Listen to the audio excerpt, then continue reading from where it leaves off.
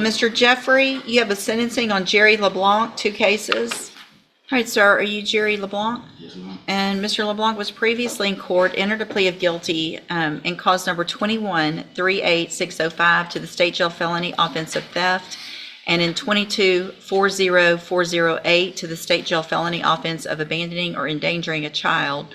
The agreement in those cases was for a cap of 15 months in the state jail prison. I have received the pre-sentence report. Has everyone had an opportunity to review that report? Yes, sir. Yes, sir. Are there any additions or corrections? Not from the state. No, Your Honor. All right, Mr. Jeffries, you may proceed. Your Honor, I believe the most appropriate ending to this is probation. As the PSI report indicates, he would be a low risk on probation. I think just for context, it's a little bit of history on Mr. LeBlanc. He grew up in foster care. He did get into some trouble in his teenage years into the very early 20s. I believe the last time he got in any trouble, he was 21. He's in his 30s now. It's been 10 years since his last issue, and that was not a major issue that he had. And like I said, he was very youthful at the time.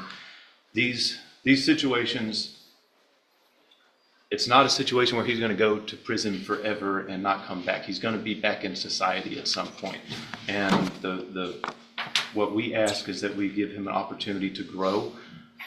Growth is important, and growth sometimes comes through very troublesome circumstances. In Mr. LeBlanc's case, the child involved in this particular situation has passed due to an illness, and that passing has given him perspective that most of us want nothing to do with. And it's allowed him to reevaluate his life and to see the mistakes that have been made and to grow from it in a way where he's actively contributing to his community. He's volunteering with kids. He's giving up his time and his finances to coach youth football, taking these kids all over the place, trying to teach them the way to do things to prevent them from following the same path that he's taken. Along with that, he does have a 5-year-old daughter that he's very active with, that he has custody of 50% of the time, and he's a strong financial supporter of her. And what we're asking the court to do is to take all that into consideration, along with the fact that the PSI has him indicated as a low risk for probation, and just allow him to continue that growth. Thank you, Mr. Jeffries. Mr. Smith? Judge, the child that passed is the child that he left alone in the car in a parking lot at Academy while he and 2 friends went in and stole hundreds and hundreds of dollars worth of stuff, or attempted to steal. He basically says that was his buddies. He wasn't even doing it. They were all obviously working together. They covered the license plate with a rag so that they could make a speedy getaway. They didn't just go in and grab a few things. They had duffel bags full of clothing and items from Academy. He's been given probation opportunities before and was revoked. His criminal history speaks against him, and I believe I would ask for state jail time in this case. Thank you, Mr. Smith. So I'm looking back, I'm not sure what has been the delay. These offense dates are from 2021, Yes, sir. and it appears that Both, August 27th, 2021. and I believe November of 2022, Routine got 20 months state jail, and then Brooks got probation 205. That was a cap plea. Okay. Your Honor, if I could add just a information. Mr. LeBlanc's position, he understands that he's accountable for this theft. His statements are just an indicator that he did not take any property away from Academy. He knows his cohorts did, and he understands that he's accountable for that. I guess what I'm looking at is just the length of time. I mean, obviously there's criminal history, and I don't disagree with Mr. Smith. That on paper, this does not look like you should be considered for probation in some ways because of you've been given an opportunity for probation. And just listen. Don't talk yourself out of what I'm about to do. But what I'm trying to say is that those revocations, the one revocation was back in 2014. Obviously, that's a long time ago. You were much younger.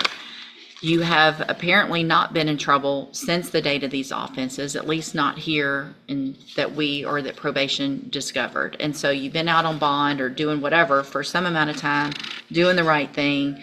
I appreciate that you're giving back. I appreciate the things you're doing, and it looks like you've grown up. You've gone through, I understand your child passing away.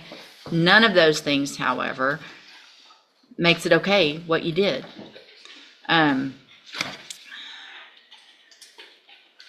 All right, so in cause number 21-38605, I'm going to find that you entered your plea of guilty freely and voluntarily. Find sufficient evidence to find you guilty, and at this time find you guilty of the state jail felony offense of theft. I'm going to sentence you to a term of 2 years in the state jail prison, but I'm going to probate that for 5 years. You will be ordered to pay a $500 fine and to follow all of the rules and conditions of probation. In cause number 22-40408, I'm also going to find sufficient evidence to find you guilty, and at this time find you guilty of endangering a child, state jail felony. Sentence you to a term of 2 years in the state jail prison, but I'm going to probate that, put you on probation for 5 years. You're also ordered.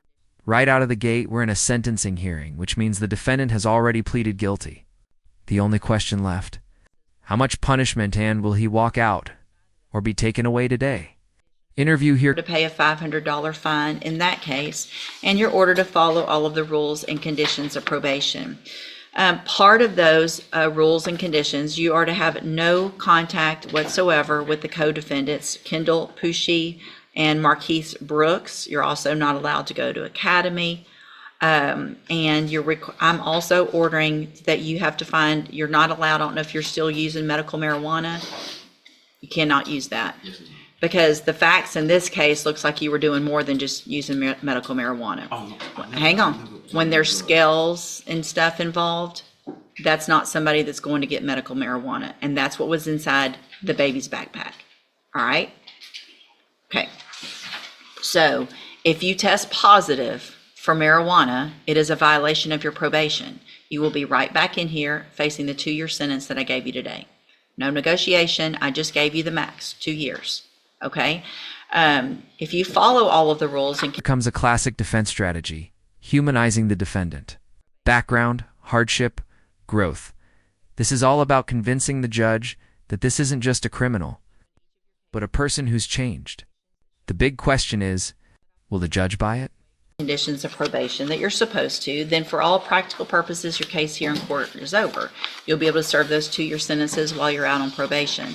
But again, the other side of that is if you violate any condition of probation, you'll be brought back here and you'll be facing those 2-year sentences that I just gave you. I'm handing you in each of your cases the trial court certifications that shows these were agreements that I followed, and so you've waived your right to appeal. I have also handed you a written admonishment regarding your ineligibility to possess a firearm or ammunition. Because of the judgments entered against you, you're ineligible under Texas law to possess a firearm or ammunition. Possession of a firearm or ammunition could lead to charges against you. Firearm is a legal term, and you should read the written admonishment I provide you to see what devices qualify as a firearm. If you have questions about the laws that make you ineligible to possess a firearm or ammunition, or about how long that lasts, you can talk with Mr. Jeffries. You need to have a seat here in the courtroom. Probation's going to call you up when she's ready to go over your paperwork. Good luck to you, sir. Thanks, Mr. Smith. Thank you, sir.